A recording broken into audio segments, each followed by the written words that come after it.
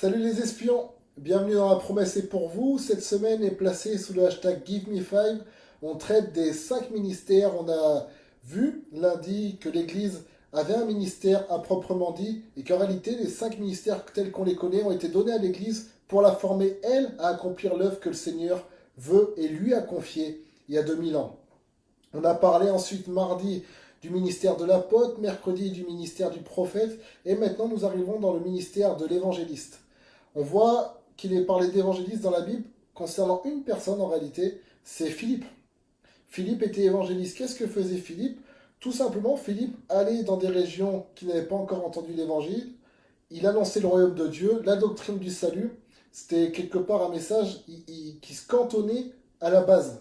Le salut en Jésus-Christ, le pardon des péchés, etc., etc. On voit même que le baptême du Saint-Esprit n'a pas été annoncé par Philippe.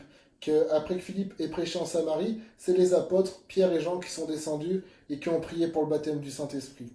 Donc, aux évangélistes est confié quoi? La doctrine du salut. Si on pourrait mettre une image, on va dire que l'évangéliste, c'est celui qui se tient à la porte du royaume et qui fait rentrer les gens du dehors pour qu'ils passent au dedans. Et c'est vraiment là que se définit le ministère évangéliste.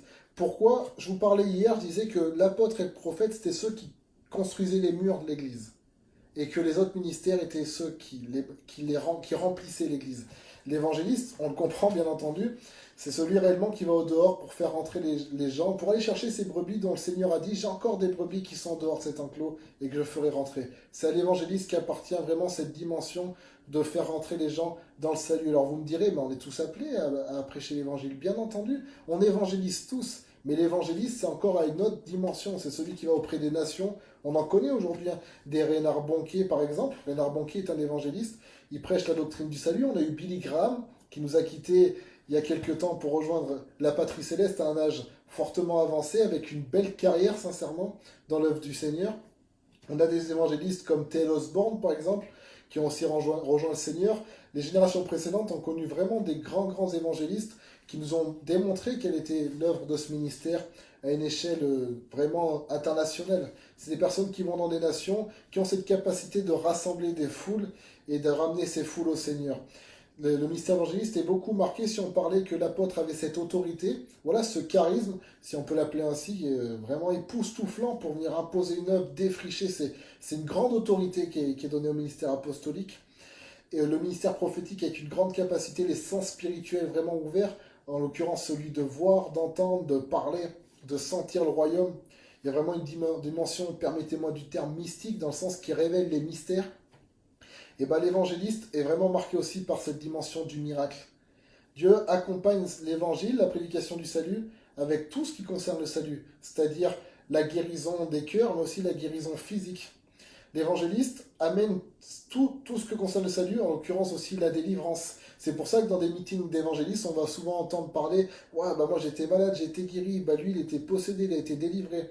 L'évangéliste a vraiment cette capacité, et je trouve que ces passages où il est question de Philippe expliquent pleinement, démontrent pleinement tout ce qui concerne l'évangéliste.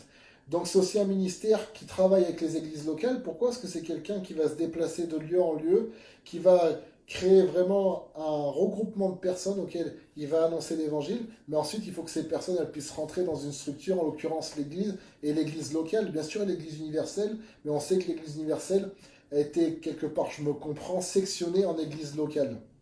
Pourquoi? Pour que chacun puisse recevoir le traitement nécessaire à son édification personnelle aussi, en tant qu'individu et membre du corps de Christ. Donc l'évangéliste ne peut pas agir d'une manière seule, dire bah, je vais prêcher puis les gens se débrouillent. Non, l'évangéliste, il a ce rôle de prendre les gens à l'extérieur et de les amener à l'intérieur. Donc il faut qu'ils connaissent à l'intérieur et qu'ils soient liés à l'intérieur ou à plusieurs églises locales selon les lieux où il se rend, selon les pays où il se rend et les structures dans lesquelles il œuvre.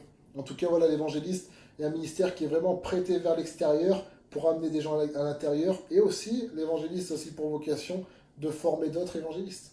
Donc des gens de l'intérieur à qui il va apprendre à se centrer. Voilà, bah, nous on est à l'église, oui, on se fait du bien, on chante des louanges, on a le Saint-Esprit, on a toute cette dimension, mais il faut aller chercher les gens du dehors. L'évangéliste sensibilise l'église au salut des âmes, à la perdition, à l'enfer. C'est quelqu'un qui a des messages très marqués, des messages très interpellants, et qui nous ramène à la base du christianisme, qui dit voilà avant toute chose le salut. avant toute chose le salut. C'est pour nous sauver que Jésus-Christ est venu, parce que sans Jésus, point de salut, et point de salut, ça veut dire la mort éternelle, ça veut dire l'enfer et le châtiment. Et l'évangéliste ne supporte pas cette idée que les âmes se perdent, il a une compassion extrême des âmes. L'évangéliste, il a ce sentiment qu'avait Jésus lorsqu'il regardait les foules, qu'il est ému de compassion, il dit mais c'est des brebis sans berger. Et l'évangéliste, il a un grand plaisir à justement conduire les brebis sans berger auprès du berger, quel pasteur dont nous allons traiter demain. Acceptez ces ministères, apprenez à les découvrir, prenez le temps d'y réfléchir, d'étudier, de rencontrer ces personnes-là aussi exceptionnelles que le Seigneur nous a données. Il n'a pas simplement donné le don, il a fait don de ces personnes. Recevons le don du Seigneur dans la foi. Soyez bénis et aussi avec reconnaissance. Amen.